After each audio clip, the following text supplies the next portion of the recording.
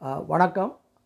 சமீபத்தில் வைரமுத்து அவர்கள் வந்து ஒரு விருது ஏற்பு நிகழ்ச்சியில் வந்து ராமரை பற்றி ஒரு சர்ச்சைக்குரிய ஒரு கருத்தை சொல்லியிருந்தார்.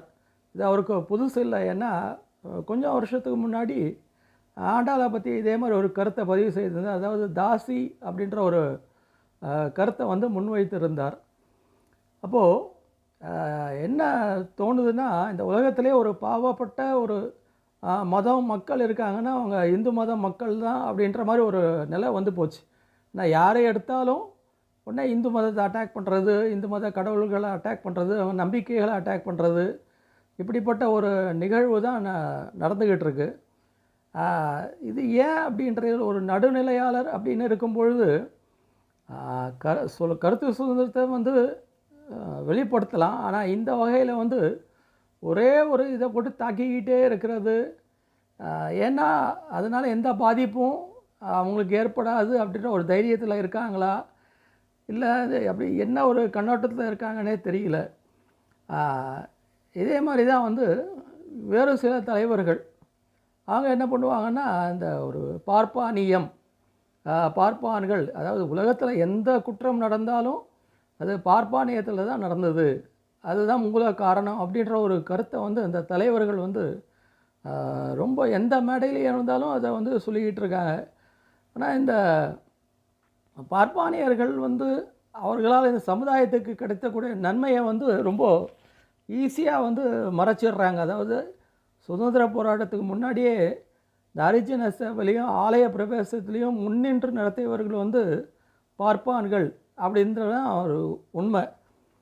கோயிலுக்கு கூட்டி போனதாகட்டும் சரி, மதுரையிலையும் சரி, மற்ற ஊர்களையும் சரி, கோவில் பிரவேசத்தை வந்து செய்தது வந்து பார்ப்பானியர்கள் அப்படின்ற ஒரு ஒரு வரலாற்று உண்மை இது. அது மாத்திரம் இல்லை, ஒரு சம உரிமை அவங்களுக்கு கொடுக்கணும், ஹரிஜன சேவை அப்படின்ற மாதிரிலாம் காந்திஜி முன்னெடுத்த அந்த இதை வந்து நடத்தியவர்கள் வந்து ஒரு பார்ப்பானர்கள், அவங்களுடைய பங்கு பெருமளவு அதில் இருந்தது அப்படின்றத மறக்க முடியாத உண்மை. அதே மாதிரி நம்ம 1000 வருஷத்துக்கு முன்னாடியே ராமானுஜாச்சாரியார் என்ன பண்ணார்னா, அனைவருமே உயர்ந்த நிலையை அடையணும் அப்படின்ற மாதிரி ஒரு மந்திர உபதேசத்தை வந்து பொதுப்படையாக செய்தவர், ஒரு புரட்சிகரமான ஒரு ஆச்சாரியர். அதே மாதிரி பார்த்திங்கன்னா பாரதியார் வந்து அந்த ஒரு மற்ற ஒரு இனத்தினுடைய பையனுக்கு பூணல் போடுறது, வேதம் சொல்லி கொடுக்கறது, இப்படியெல்லாம் வந்து இந்த புரட்சிகரமான அந்த இதை செய்தவர் வந்து ஒரு பாரதியார். அவர் வந்து ஒரு பிராமின் தான். அதே மாதிரி பார்த்திங்கன்னா வ.உ. சாமிநாத ஐயர் தெருவாக நடந்து, வீடு வீடாக நடந்து, பட்டி தொட்டியெல்லாம் நடந்து, ஏன் அவர் மேலே அவருக்கு தமிழ் பற்று இல்லையா என்ன? தமிழை வந்து இந்த அளவுக்கு இப்போது இந்த திருக்குறளில் இருந்து எல்லா ஒரு காவியங்கள் புராணங்கள் அப்படி படிக்கிறாங்கன்னா தமிழில் அவருடைய ஒரு சேவை. அவரும் வந்து ஒரு பிராமணர் தான். அது மாத்திரம் இல்லாமல் சத்தியமூர்த்தி காமராஜருடைய குரு, காமராஜர் வந்து தன்னுடைய குருவாக எழுதிக்கிட்ட சத்தியமூர்த்தி.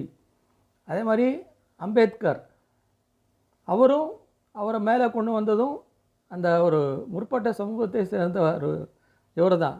பீம்ராவ் அம்பேத்கர், பாபா சாஹேப் அம்பேத்கர் அப்படின்ற பேரை வந்து அவர் வந்து தனக்கு வச்சுக்கிட்டார்.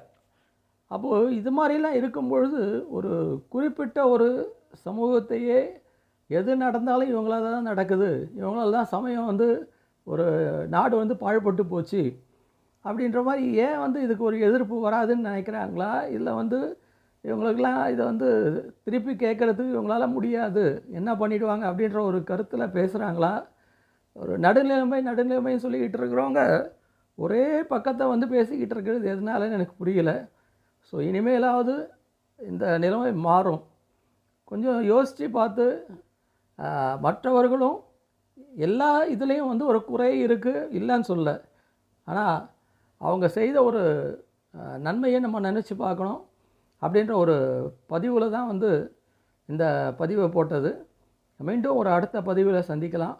நன்றி, வணக்கம்.